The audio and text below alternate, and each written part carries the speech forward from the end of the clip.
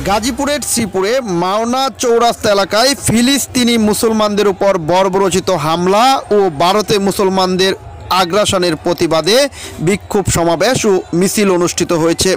শুক্রবার 21শে মার্চ জুম্মার নামাজের পর তৌহিদি জনতার ব্যানারে মাওনা চৌরাস্তা এলাকায় ঢাকা ময়মনসিংহ মহাসড়কে ফিলিস্তিনি মুসলমানদের উপর ইসরায়েলি বর্বরচিত হামলা ও ভারতে মুসলমানের আগ্রাসনের প্রতিবাদে বিক্ষোভ সমাবেশ ও মিছিল অনুষ্ঠিত হয়েছে।